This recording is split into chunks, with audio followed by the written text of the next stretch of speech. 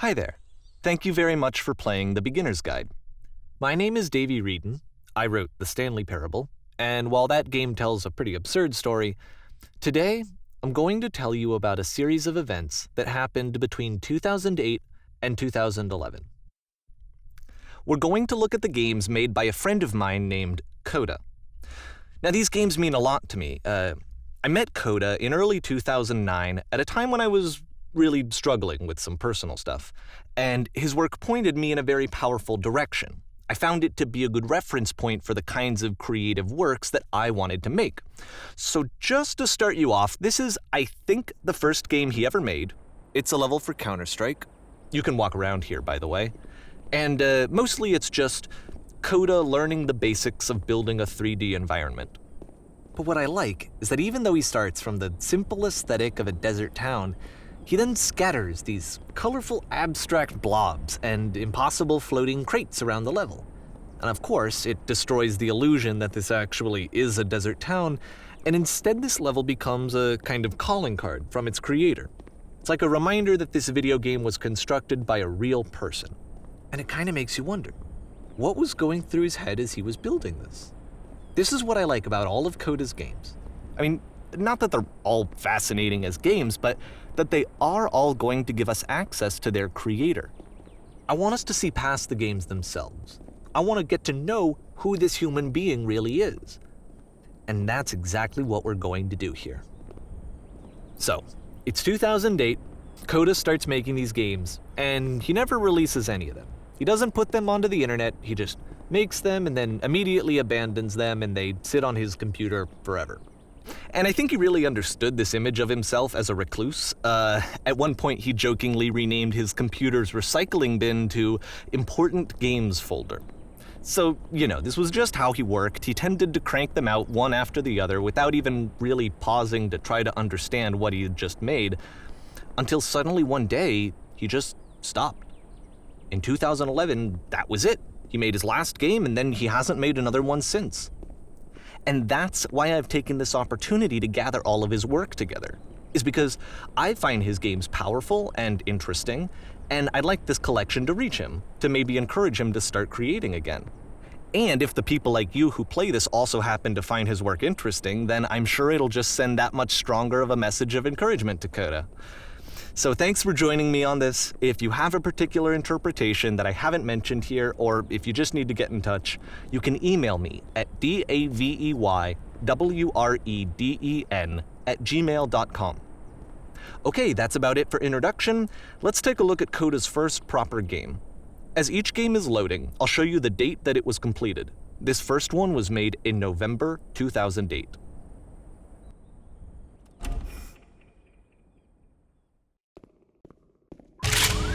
Warning.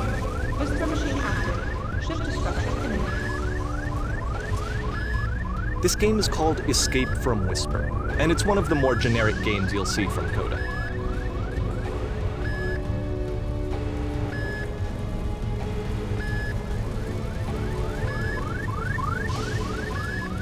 You can click to fire the gun.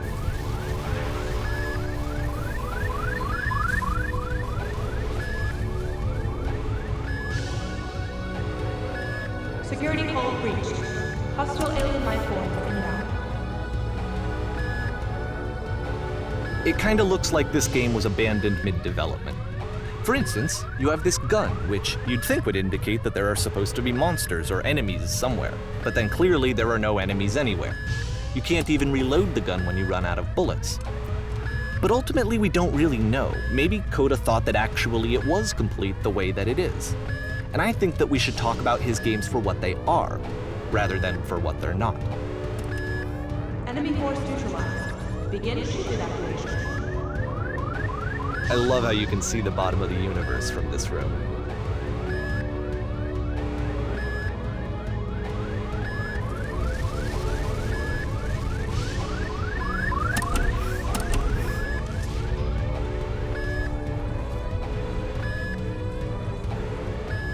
Apparently, this space station has a labyrinth on it. Sure, I don't know. There's really no reason for it that I've ever been able to discern, so in the interest of time, I'm just gonna skip you on past it. Okay, this is the part that's interesting. The game has this narrative about the whisper machine and how it has to be turned off, and then you get to the engine room. Hey, you there, in the engine room. You could save us all. That beam is powering the whisper machine. We could disrupt it by introducing a great enough heat signature.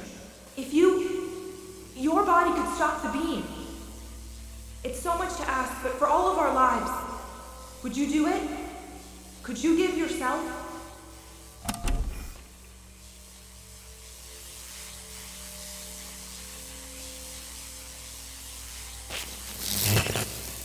Let me pause here for a second. What you just experienced, stepping into the beam and then dying, is probably what Coda had initially intended when he was developing this level. But when he first compiles and plays it, something goes wrong. There's a bug somewhere. And this is what happens instead.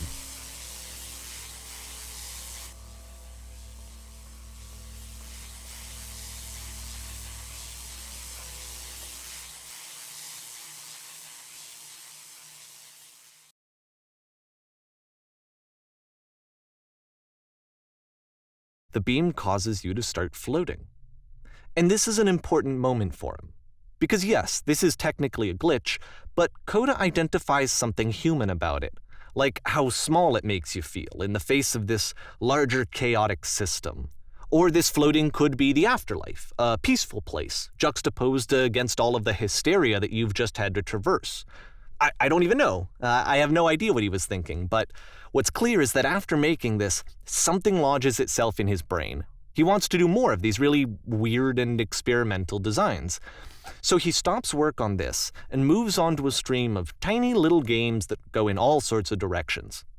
Let's go ahead and take a look at the first game he made after leaving this one behind.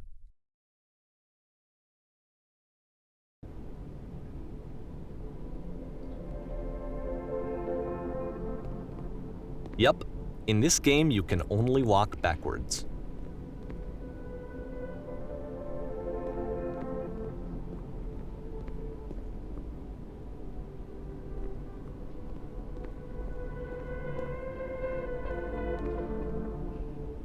So it's a short and relatively minimalist experiment combining motion and narrative.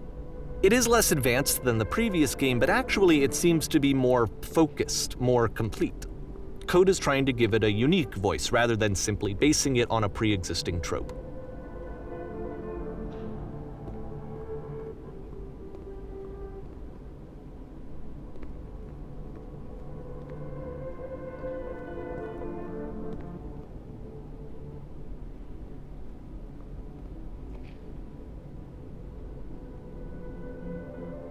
It's a short little thought, it says what it wants to say, and then it ends. Didn't need anything more than that. Which to me is why it works, because it gets out quick. Okay, next one.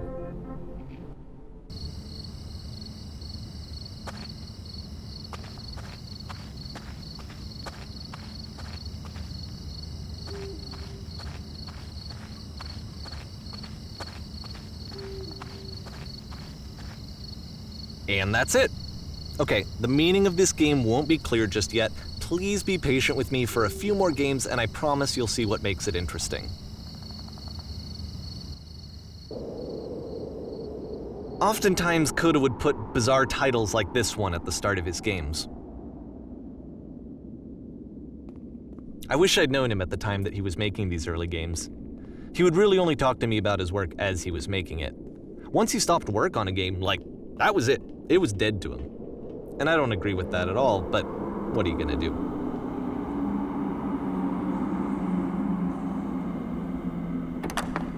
Once you've been slowed to an absolute crawl, the door at the top of the stairs opens. So why, if Coda's not showing these games to anyone, why bother opening the door at all? Well, to show you, I'm modifying the game here so that when you press enter, it'll bring you back up to full speed so you can enter the door for yourself.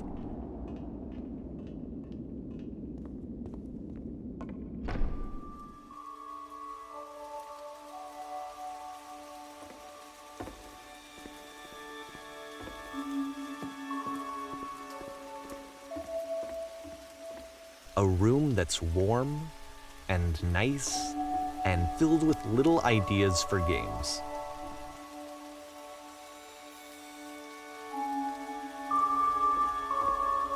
Coda would often tell me that he didn't mind if people thought of him as cold or distant. He said that he knew that he was actually a vibrant and compassionate person, but that it takes time to really see that. It can be a very slow climb to get there.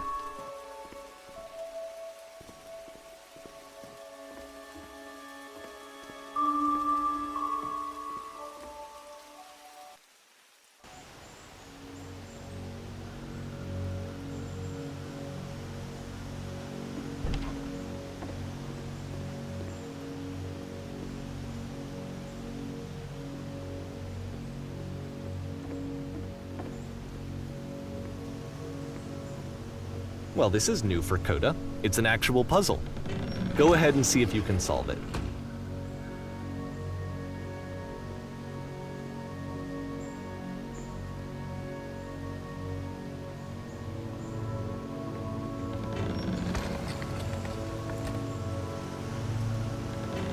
Don't forget that solution, because we're going to see this puzzle again soon. We're going to see it a lot.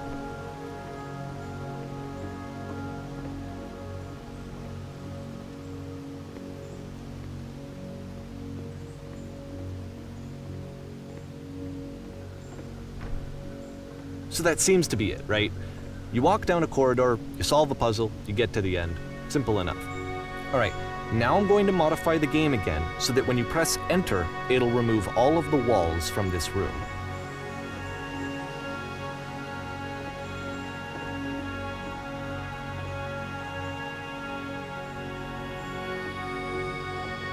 How about that? There was more to it than we had any way of knowing. I actually find it funny that this game comes after the Stairs game, since they essentially convey the opposite idea. So, in the Stairs game, a dull exterior concealed a rich interior, and then, in this level, a dull interior hides this fantastic outer world. Either way, I think that the point is the same, is that most of the time you don't get to know what you're missing, or even that you're missing anything. That's not your role as a player. So if your role here is not to understand, then what is it?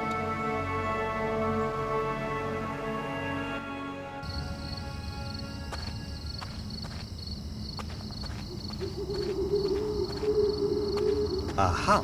So this, combined with the entering game from earlier, tells us that Coda believes his games are connected somehow.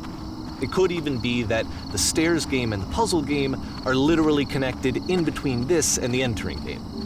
There's a bigger picture that all of his games are meant to play a role in, some larger meaning that we won't be able to grasp until we've seen all of them. And once we have, we can step back and start to understand what exactly that bigger picture is.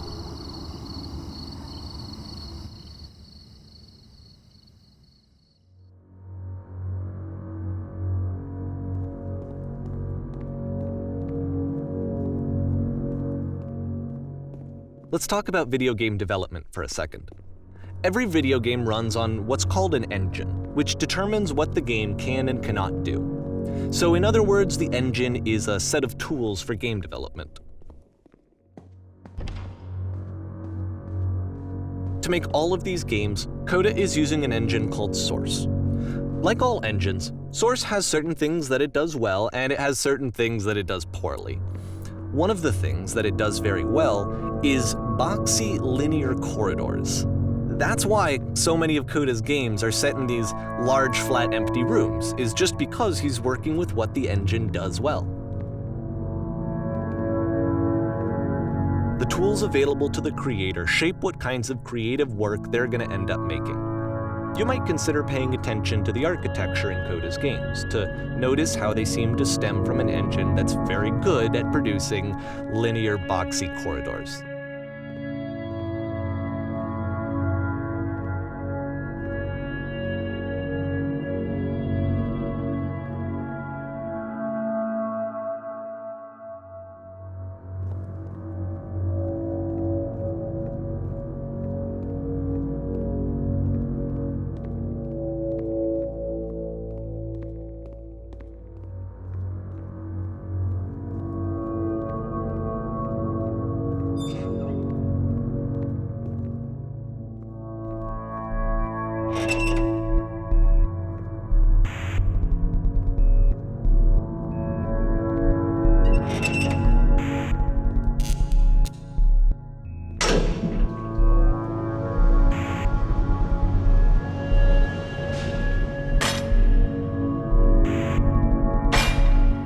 This prison, funny enough, in Coda's original design, the doors stayed shut for a full hour before letting you go. If you don't mind, I think we're gonna skip that. This is something that he and I used to argue about a lot. You know, whether a game ought to actually be playable, whether it means anything if no one can get through it. And I would always defend that, all this work goes into the game, why not make it playable and accessible? And so we just got into heated arguments over it, and there was one time that after one of these conversations, he went home, and a day or two later, he sent me a zip file entitled Playable Games that was full of hundreds of individual games, each of which was just an empty box that you walked around in and nothing else. Believe me, I played every single one of those just to find out if there was like a gag hidden somewhere. There wasn't.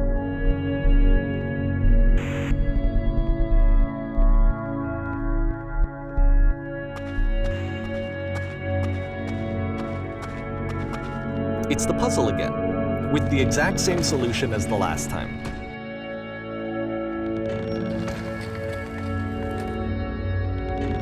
There's still no clear indication of what makes this puzzle so special that Coda is going to return to it over and over. But I promise I'll share with you my interpretation very shortly.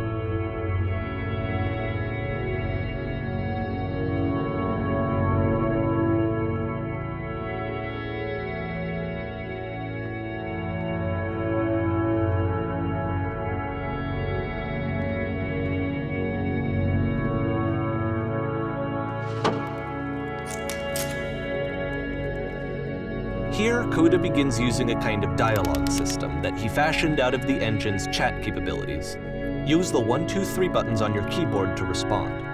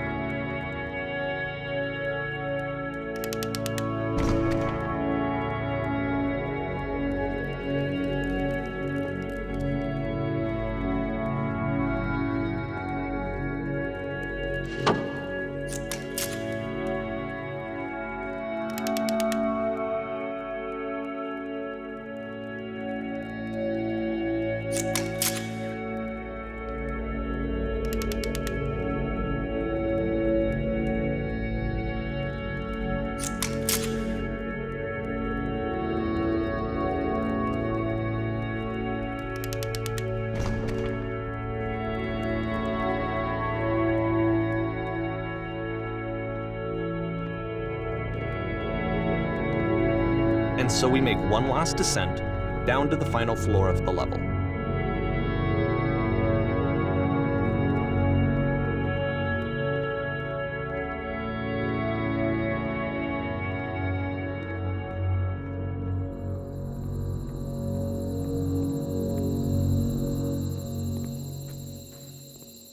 It's a lamppost. Okay, I can't tell you quite why, but for some reason, Coda fixates on this lamppost. It's going to appear at the end of every single one of his games from here on out. I'll tell you what I think. I think that up to this point, he's been making really strange and abstract games with no clear purpose, and maybe you can only float around in that headspace for so long. Because now he wants something to hold on to. He wants a reference point. He wants the work to be leading to something. He wants a destination, which is what this lamppost is. It's a destination. We're going to see it in the work as well. His games are just going to become a lot more cohesive, a lot more fully developed, with more of a clear idea behind them. And as we go, that idea will get clearer and clearer and clearer.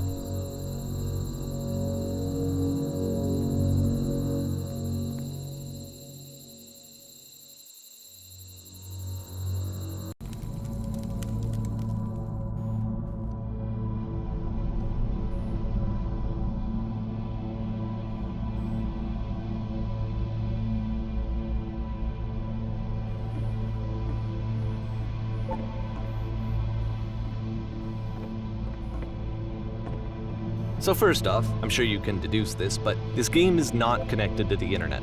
All of the notes that you're gonna see have been written by Coda. This was actually the first game of his that I ever played. This was shortly after I met him at a weekend game jam in Sacramento, where I grew up. I saw him working on this very level, and it was just so different from anything that anyone else was doing. So right away I was like, I have to be friends with this person. In retrospect, I think I was probably a bit too pushy, trying to get his attention. I was over-enthusiastic. But he was very gracious about it and very patient with me. And I cooled off eventually. Oh, feel free to skip over any of these notes if they're not doing anything for you. Nothing extra is gonna happen if you read all of them. Either way, to me they convey a sense of loneliness. I see this person who's filled with thoughts and feelings and beliefs and has no way to express them except as scattered and unheard voices in a game that wasn't meant to be played.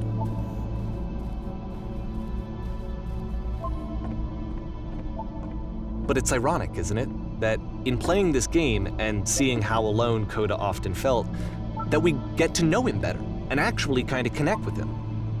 And I have to be honest with you, this idea is really seductive to me, that I could just play someone's game and see the voices in their head and get to know them better and have to do less of the messy in-person socializing. I could just get to know you through your work. I think this is why I always liked Coda's games so much, is because it felt like they let me have that connection. I felt as though he was inviting me personally into his world. And then I feel less lonely too.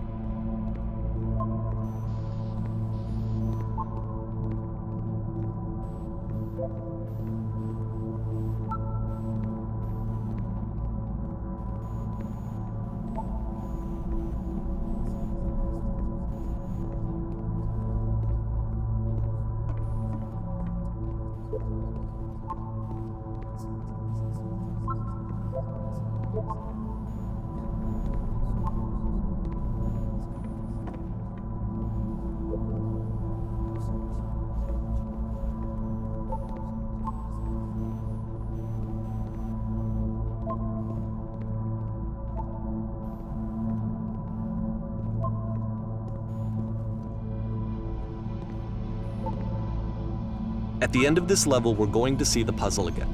And here, I'll tell you what I think the puzzle means. Each of these games represents an idea that was on Coda's mind at the time that he was making it. And the puzzle is a way of closing the door on a previous chapter of his life before moving on to the next one. In each of his games, after exploring a theme that, he might find difficult, Coda can then place this puzzle that he knows has a reliable solution, he understands exactly how it works, and so it gives him a simple mechanism for moving on.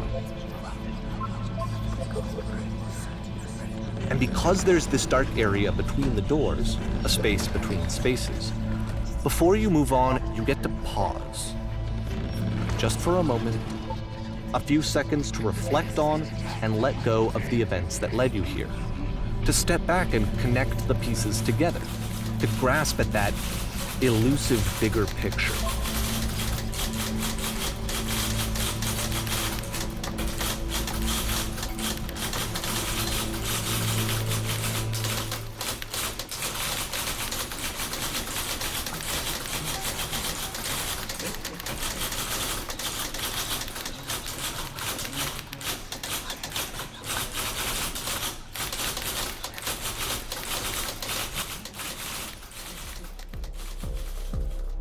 Okay, this one is tough.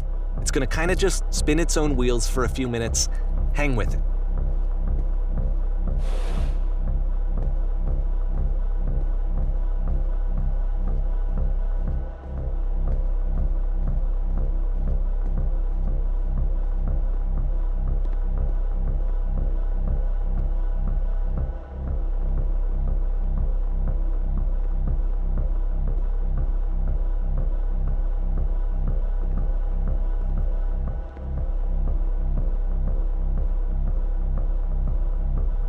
See, this is it, the whole game.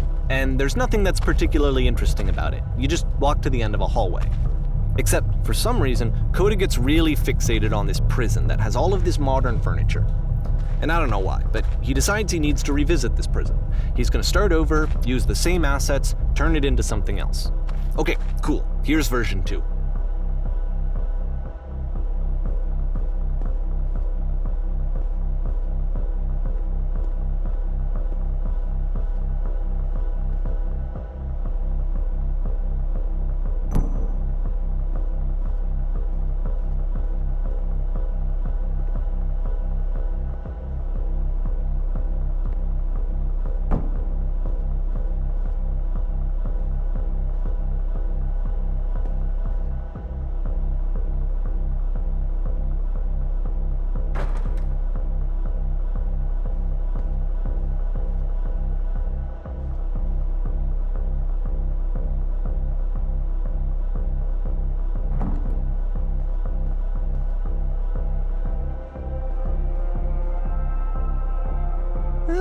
There's a bit more to this one, but still it's not really communicating anything. It's kind of just weird for weirdness' sake.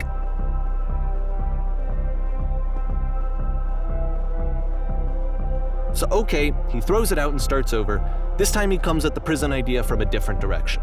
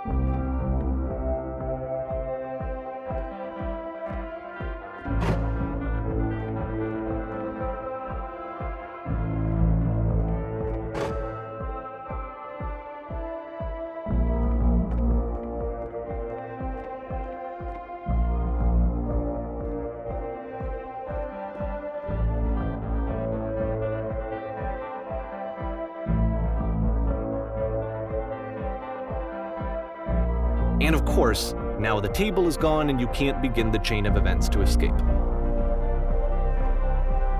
Here's a version where there are no bars, but you can't actually get to the well. And then a version where the inside of the prison is the outside and the outside is the inside. Let me just blink you real quick through a few more of these. I mean, he really unloaded on this prison idea. There's nearly a dozen of them. Personally, I think it's awful to watch this, to see a person basically unraveling through their work. And for what? Like, at what point do you just go, maybe there are game ideas other than this prison that I could be working on? But Coda doesn't have that voice telling you to stop, that particular mechanism of defense against yourself. Without it, you just spiral. And so he keeps going and going and going and going and going, and then he hits on something. And he likes it. And that's it. He's done. He stops making prisons. This is the very last version of the prison game that he created, and the reason I think it works is that the prison is not actually in it.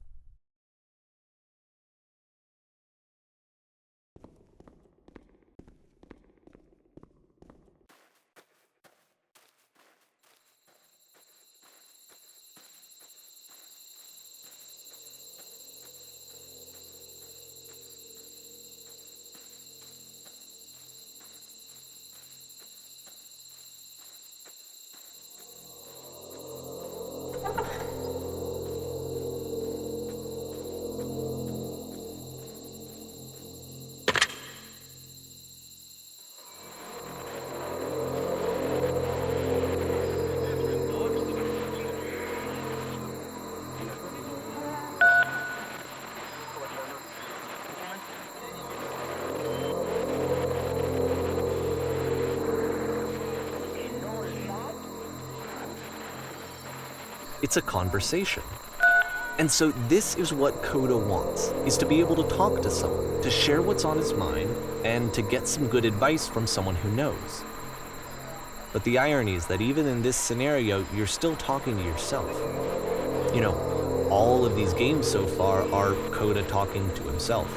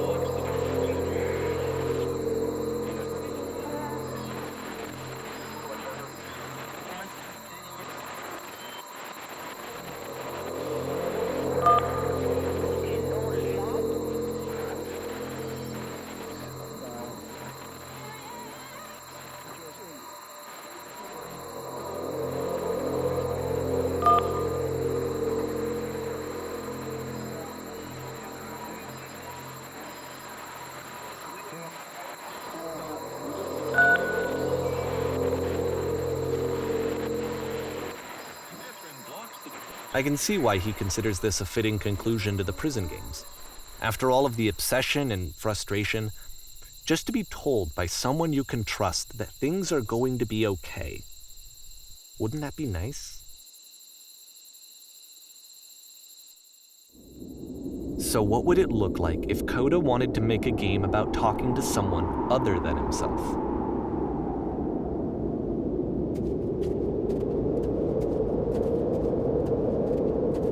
To me, this environment is meant to represent Coda's puzzle, with the 2 doors on either side and a dark transitional space between.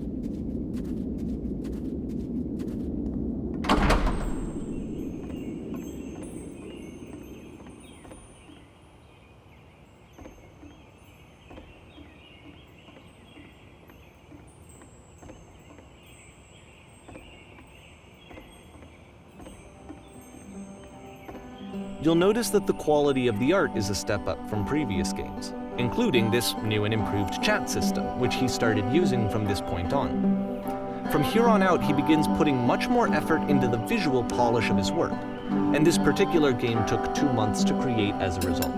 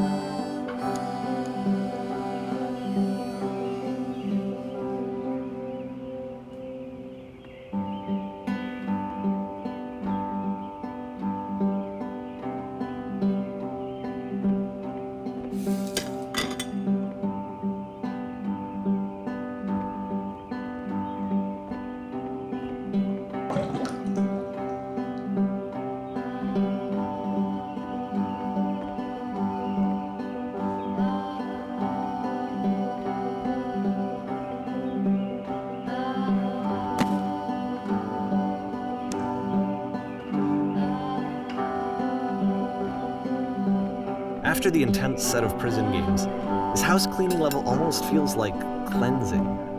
It's the moment after a particularly difficult or traumatic experience where you just need to let it sit and digest inside of you, and eventually cohere into something meaningful.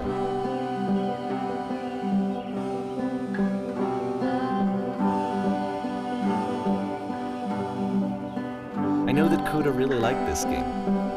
Of all of his work, actually, this was the only one that he called me up to ask me to come over and look at it. This was during a period of a few months where he was like grossly happy all the time, just walked around with a constant smile on his face.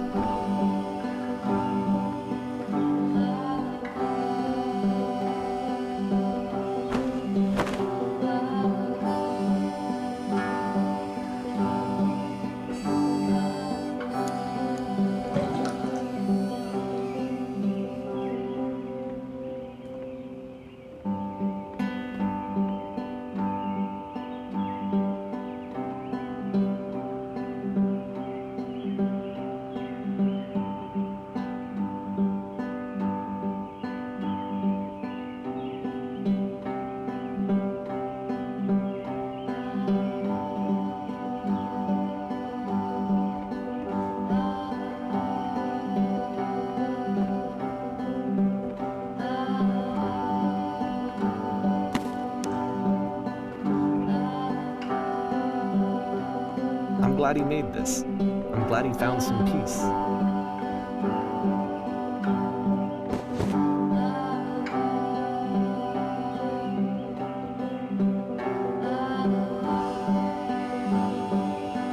But, of course, it can't last. The music stops, your companion is gone, it's time to leave. The door at the top of the hill is now open as well. Again, you can't stay in the dark space for too long. You just can't. You have to keep moving. It's how you stay alive.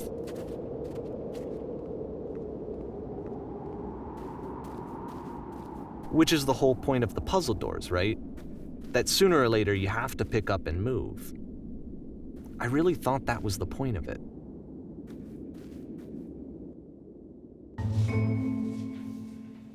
This one gets a bit goofy.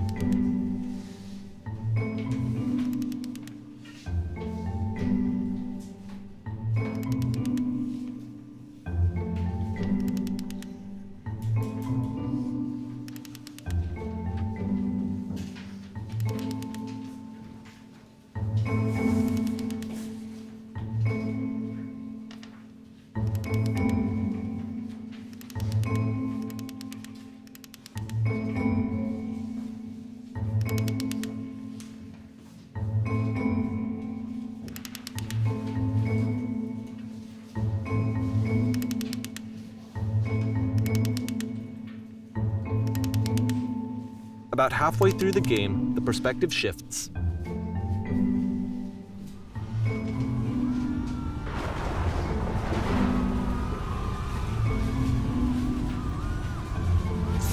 And you play as the teacher. And suddenly, you discover that your teacher is just as bigoted and afraid as you are. Oh, and also you can move around the classroom now.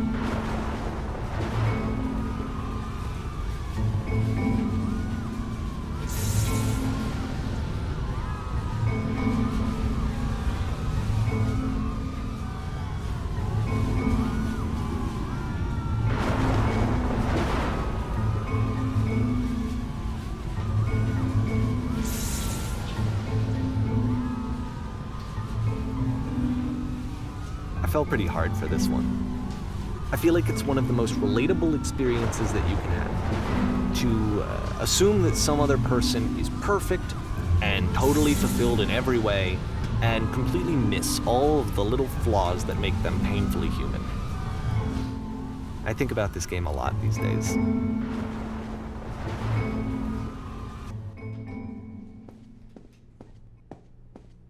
This one took a lot longer than all the others for Coda to make. It was 4 months between this and the last one. That's twice as long as it took him to make any other game before this, and it's not like it's particularly complex, so I remember I found that a little strange at the time.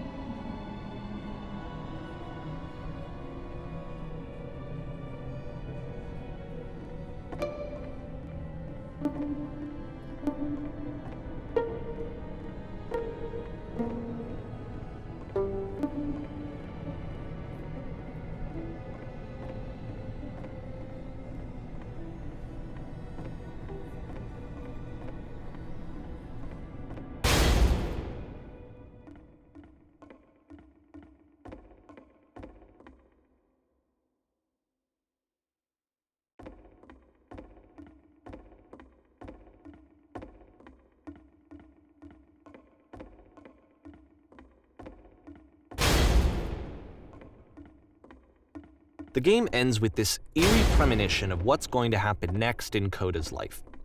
The solution to social anxiety, to fears of having to perform and having to chase success, the answer for Coda is to withdraw, to hide himself away.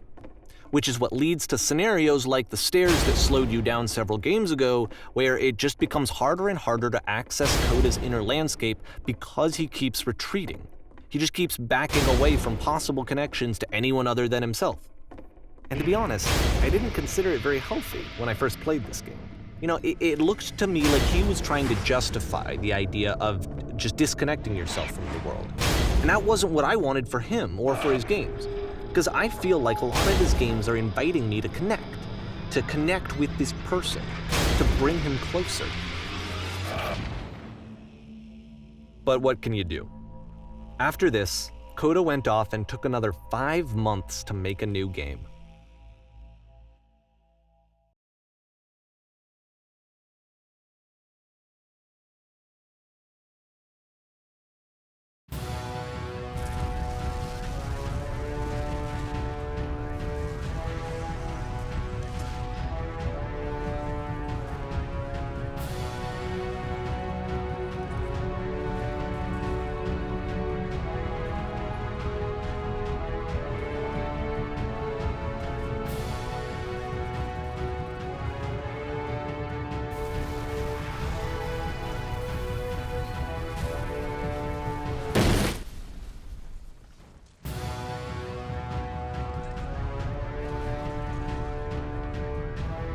You should probably open your eyes if you haven't already. It's pretty much impossible to solve otherwise. And there is a solution, by the way.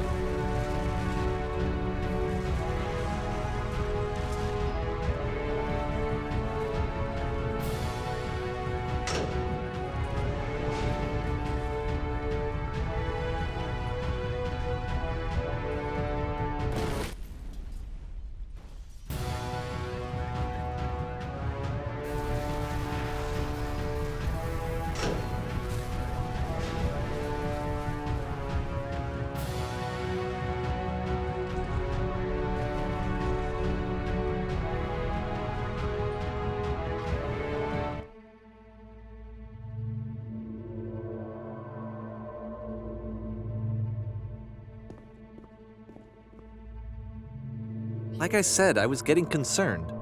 First off, he's never been this explicit in his work about exactly what he's thinking. So where's that coming from? But then even weirder, his work has potentially stopped being an outlet for him. Not like he's having trouble iterating on ideas, but he literally just can't think of new ideas anymore. And in person, he was being a lot more distant than usual. Like, you know how sometimes a person will just deflect anything that you say in order to keep themselves disconnected all the time? It was that kind of thing. Here was the point in my relationship with Coda where I really started to wonder if he needed my help in some way. His games are going to get more desperate from here on out. After this game, it's almost 6 months before he finishes something new.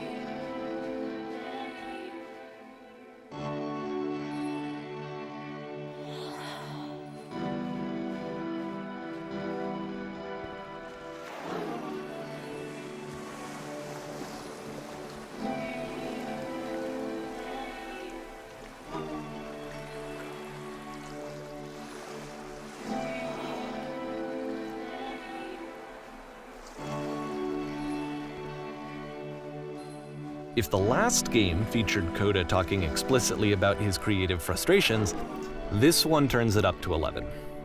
Now, put yourself in my shoes playing this. Here's a friend whose work is exhibiting signs of struggle, frustration, anxiety, depression even, and yet still he keeps making games. He keeps throwing himself into the grinder even when he clearly doesn't have the energy for it anymore. Why? What is it for? Because from my perspective at the time and just what I knew of him, this was a result of how isolated he was. He was in his own little bubble, just sitting at his computer all day, not really showing these games to anyone, not releasing them onto the internet, and so he didn't have anyone outside of himself to connect with. He had no outlet to ground himself on.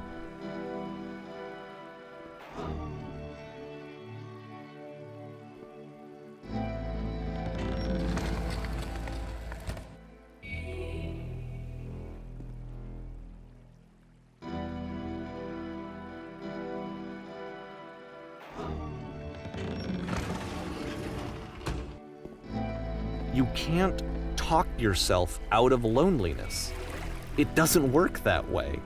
You can't be the one writing both the questions and the answers. Then there's no movement. Then there's no circulation.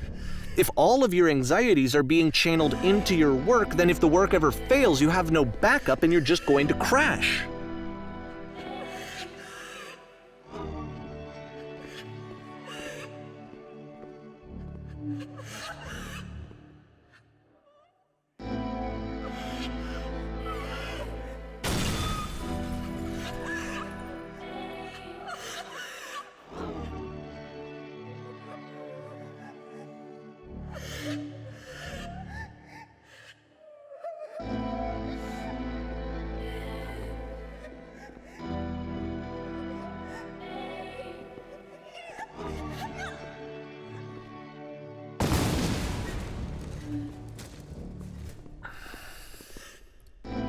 Seeing this game at the time that he made it, it looked really unhealthy to me. I was watching him do this to himself, and I hated it. I hated seeing him so trapped. It's like, video games are not worth this amount of suffering. This is someone I really cared about, and I used to get so much joy out of seeing him create. For him to suddenly become angry and frustrated like this, it was the worst thing for me.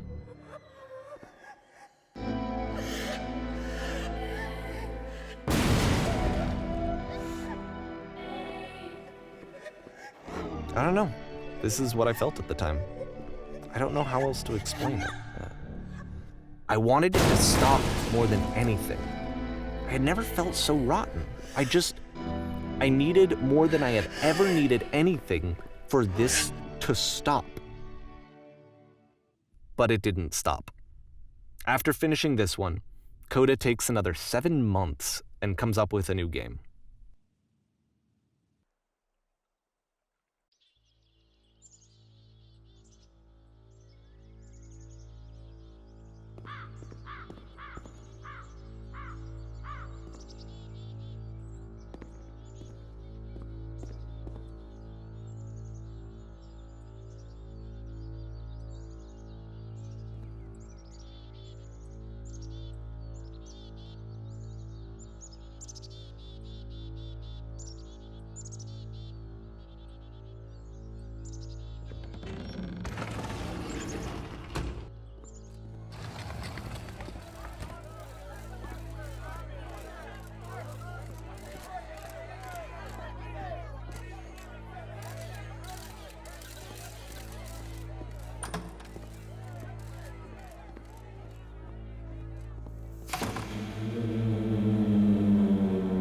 And of course, it's the machine.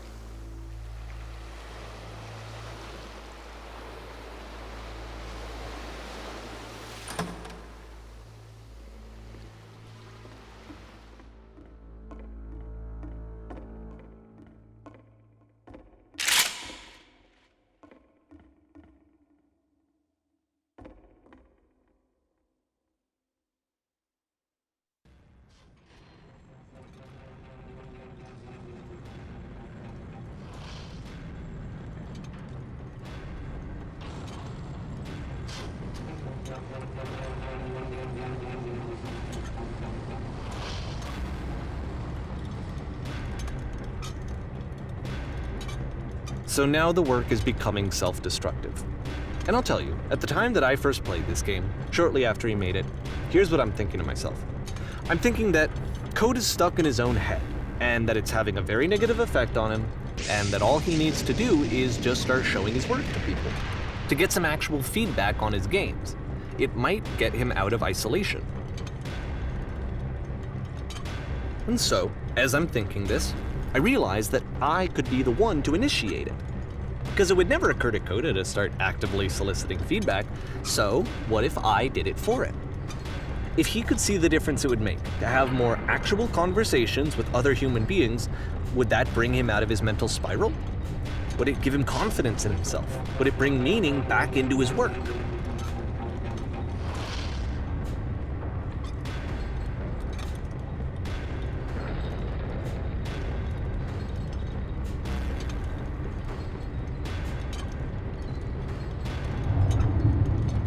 So I started showing Coda's work to people. I took this one, and the islands which you just played, the theater, the notes, the house cleaning game, and some of the prison escape games. I brought them to people that I knew and trusted. I asked their opinions. And the great part is that they really loved his games. You know, the point of it all was just to give him some external reference point, but they genuinely loved his work. There was nothing for him to be afraid of.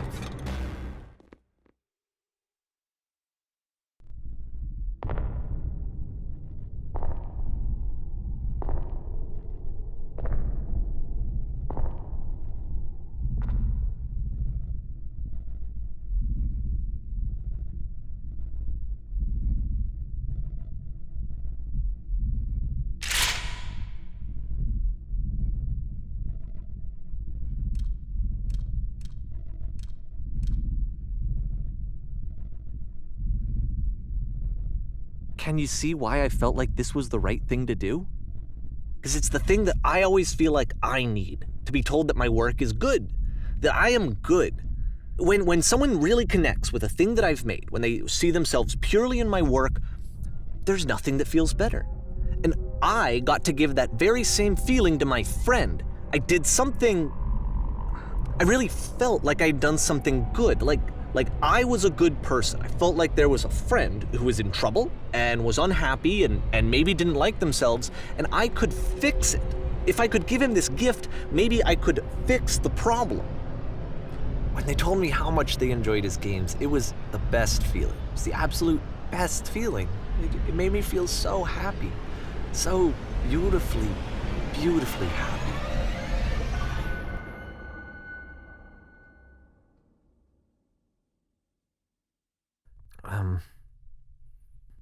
So anyway, Coda finishes this game, and then really he just kind of takes off for a while. So this is June of 2011, and I didn't hear anything from him for several weeks, I guess. And so out of nowhere, one day I get an email, and it's got a private link to a new game of Coda's. This one is called The Tower, and to my knowledge, it's the last game that Coda ever made. So let's take a look.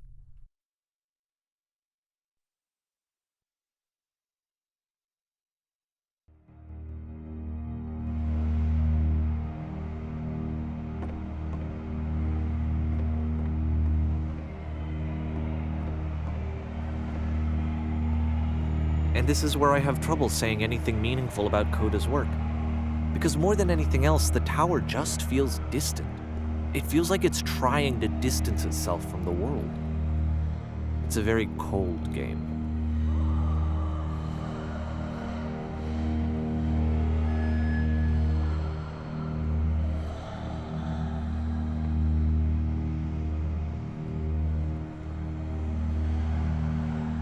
This room actually has a maze in it. Except that all the walls of the maze are invisible. And then every time you touch one of the walls, there's this awful flashing and noise, so the experience is really miserable. The game goes beyond not being meant to be played, it actually seems to despise the player for trying to play it at all. But I do want to show you the rest of the levels, so when you're ready to continue, press enter and I'll put a bridge over the maze.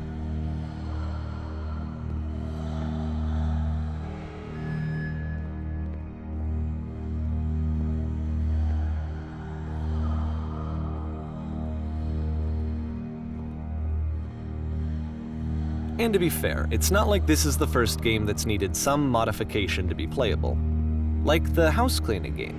You know, that one used to actually loop the cleaning chores and you just cleaned a house forever. I had to cut it off so that you could exit the house and the game would actually end. But that game had an idea that it was actually trying to communicate. What's the deeper idea behind the invisible maze? The only way past this challenge is to randomly guess the 6-digit code. Like the invisible maze, it's frustrating to me, because it's the opposite of everything else that Coda has made. It doesn't encourage thought or engagement. It doesn't ask anything of me, except a lot of my time. If I could have reached him during this time, then maybe I could have asked him, but I couldn't. I still don't really understand why this is here. I'll put the code on the ground for you here, though, so that we can move on.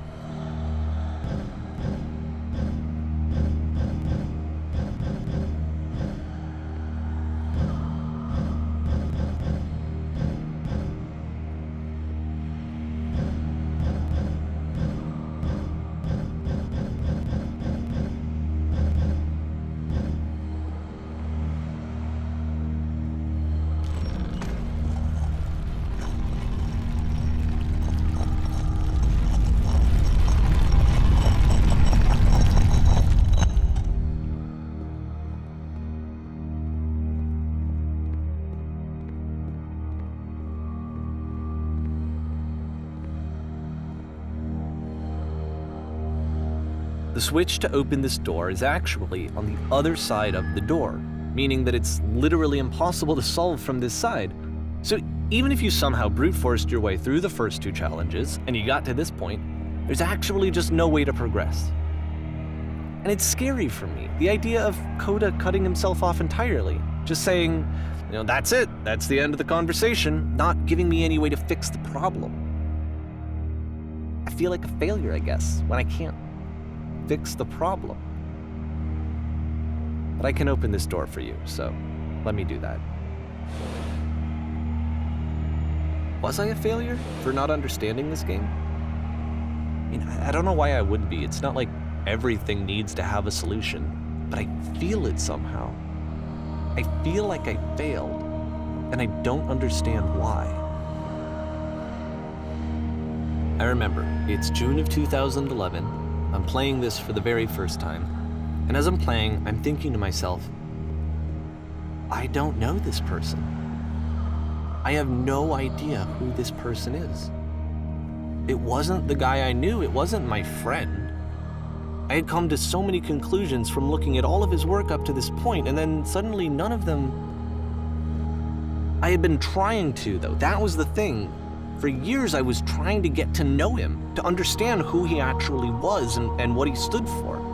I asked him so many times to please just tell me what his games mean to him. I asked him please to tell me what the 3 dots mean.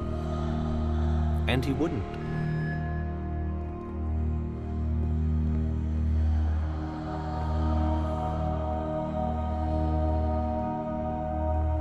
I just felt so strongly that if I could have connected with him, that if I could have somehow made his work my own, that I would finally be once and for all happy. It was that I needed to see myself in someone else. I needed to be someone other than me. But he stopped and left, and it felt somehow like I had failed.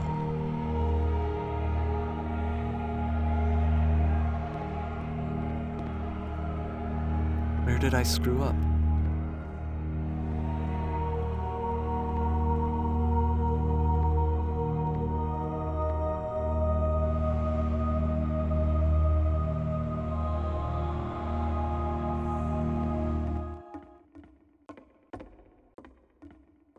I'm the reason that you stopped making games, aren't I? It's because of what I did. I poisoned it for you. I don't think I ever told you this, but when I took your work and I was showing it to people, it actually felt... it felt as though I were responsible for something important and valuable. And the people who played them, they treated me like I was important. They really listened and cared about what I had to say. Even though I was showing your work, I felt good about myself. Finally. For a moment, while I had that, I liked myself.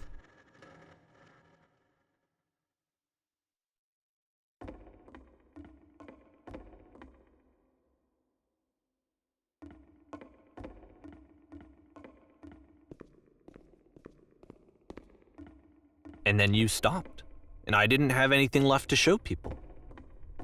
I just had to be with myself. And as soon as that happened, there was no feeling at all. Nothing. Less than nothing. What does that mean?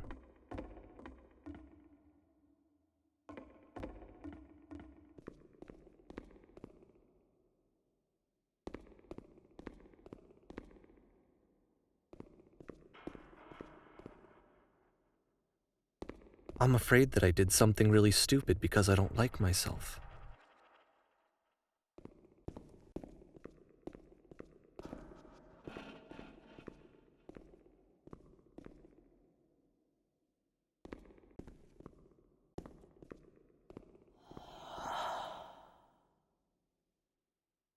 That's why I'm releasing this collection of your work, is because I haven't been able to find any other way to reach you. I've tried everything. And so a part of me has hope that if I put this compilation out into the world, and if I put my name on it, that maybe enough people will play it so that it'll find its way to you, so that I can tell you that I'm sorry. I know I screwed up. If I apologize to you truly and deeply, will you start making games again? Please, I need to feel okay with myself again. And I always felt okay as long as I had your work to see myself in. I mean, is something wrong with me? Because I know that I did an awful thing, and I'm doing it again right now. Like, I'm showing people your work, but I can't stop myself from doing it. That's how badly I need to feel something again, like I'm an addict. There has to be something wrong with me. Can I apologize? What if I tell you I was wrong? Will that work? Will that fix it? I don't know. I don't think it will, but there's nothing else that I can do. Just tell me what you want. I'm sorry. I'm sorry. Please, start making games again. Please help me. Please give me some of whatever it is that makes you complete. I want whatever that wholeness is that you just summoned out of nothing and you put into your work. You were complete in some way that I never was. And I want to know I want to know how to be a good person. I want to know how not to hate myself. Please. I'm fading, and all I want is to know that I'm going to be okay.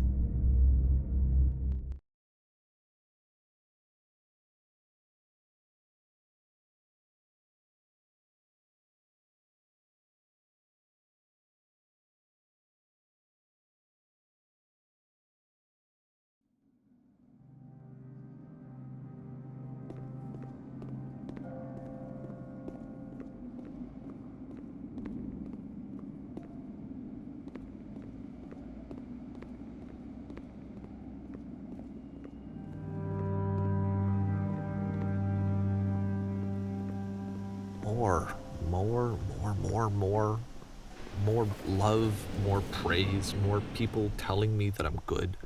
Always more. It's like a disease. Solution.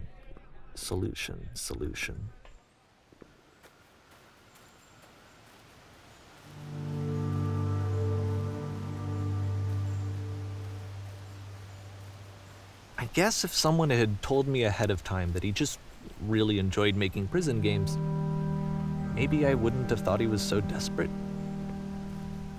I wouldn't have told so many people that he was depressed. Maybe he just likes making prisons.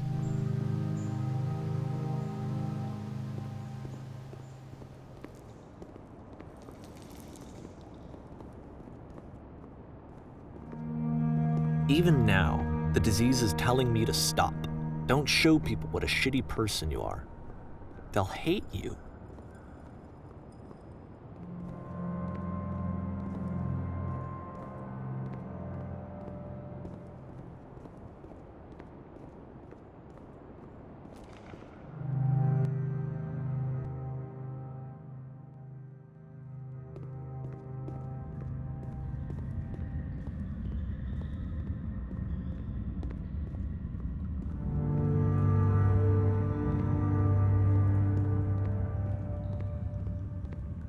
if I knew that my life depended on finding something to be driven by other than validation?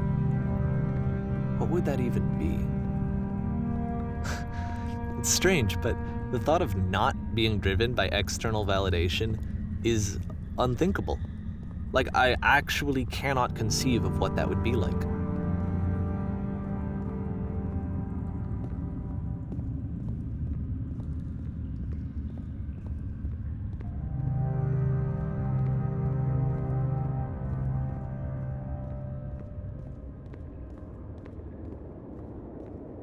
What now?